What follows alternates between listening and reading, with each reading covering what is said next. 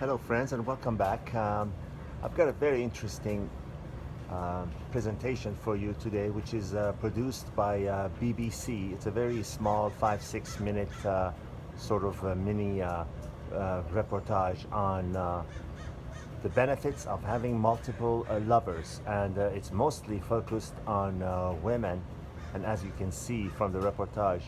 But I just wanted you to have a look at it and form your own opinion. As a man, I can tell you that I've always held that if you're not married, and I am against legal marriage in the West under the legal business contract of marriage. I want to be very clear about that. But if you're a man and you're not married, I highly always advised, at least the way I see it, to be having 2 or 3 women on rotation, because sooner or later they will all act up, and it's nice to have a backup, because as a man, as a heterosexual man, you need the companionship and the physical contact with a woman. I know I do. So it's safer to have 2 or 3 of them, and besides, having that will give you an innate confidence, which is very attractive. When you don't need something, when you have the power to walk away from something, you become very attractive by others. And you have the power. When you know you have the power of option, that makes you very attractive and confident. And confident is always attractive. So anyways, take a look at this 6 minute or so reportage, and let me know what you think.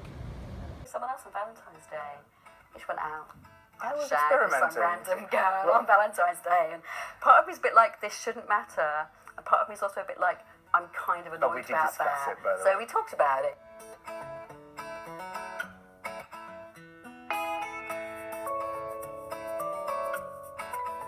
Sometimes people say, well, how can you love more than one person? And I say, how many children do you have, right? How many dogs do you have? Because it's the same thing, right? Do you love them any less? The limits aren't on love. The limits are on time and energy. Those are the 2 things that provide the limitation to how many relationships you can have and successfully manage. So I was very much married and very happy, and you were in a relationship as well. Yes, I was also in a long-term relationship. I'd been with her for about a year by then, and I came out, if we can say that, as non-monogamous about 6 months earlier, and we were trying to navigate that change to see if it was possible to carry on as a non-monogamous couple.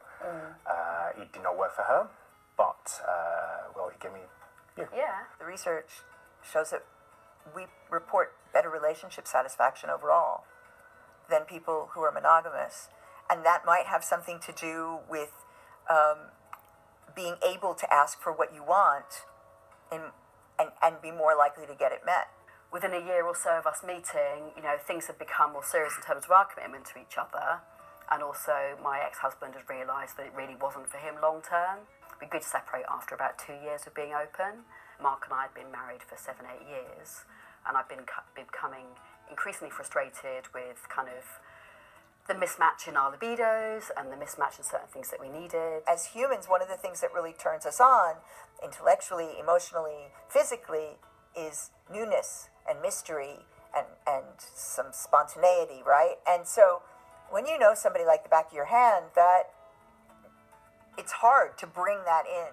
But if you are in consensually non-monogamous relationships, when you get that new relationship energy over here, you can bring that back. So you come back to the house with all this, up and down and brightness and excitement, and you can bring that into your current relationship. His needs or my needs, vice versa, can get met elsewhere. If someone's having a hard time, or they're just going through an ebb and a flow with their libido, then actually it doesn't matter. It's not putting unnecessary pressure on the other partner because the other person is going through a tough time. There's a very entrenched romantic idea Yep. that somebody giving up everything Yes. in order to be with that person and suffer with them is something that, it's a very powerful narrative. Yes. People really buy into it. Yeah. I'm not sure that... Renounce all others, that kind of thing. Yeah. I'm not sure that the reality I'm not sure. can match Yeah, that. I'm not sure the reality can match that, but also I'm not sure how healthy that is emotionally or physically. we're used to the idea that you might have different friends for different things, but the idea that you could have those different friends and be sleeping with them or very physically intimate with them in a way that maybe isn't sexual but which involves lots of touch, people still find that quite a difficult thing to get their head around. All forms of non-monogamy have rules, and the rules are mapped out within each individual relationship. And so anytime you break your relationship rules, that's cheating. People think, oh, we can do this and not feel jealous, or do this and it'll never, you know, mess up or be difficult. It's like, well, no, you're going to mess up. It's going to be difficult. You're going to feel uncomfortable. You are going to probably feel jealous or angry or upset at some point in time. And it's the degree to which you can sit with that and not kind of just call it quits because it's difficult, really. One of the things I've found is that people tend to ask a lot about the kids and like the impact it's had on the children. And I think for me, the biggest change with the children has been that they've seen me a lot happier. Actually, I'm a lot happier to be around the children. I'm a lot more relaxed. I'm a lot more calm. Before I was quite tense and quite upset because there were things going on that I didn't really understand. And in an age-appropriate way, I've always been open with the children about what's been going on. I remember we were at a party once, we were talking about openness, and they were like, oh, but you look so in love. It's like, well, we are. What did you expect? It doesn't mean we don't, it doesn't mean that there's not an intensity of feeling. And I think, you know, it's just about kind of shifting the stories we've been told and realising that actually you can kind of create your own. You know, our love story is unique now, and I think it will continue to be unique over the rest of time, really. It's kind of like it'll always be, Yes.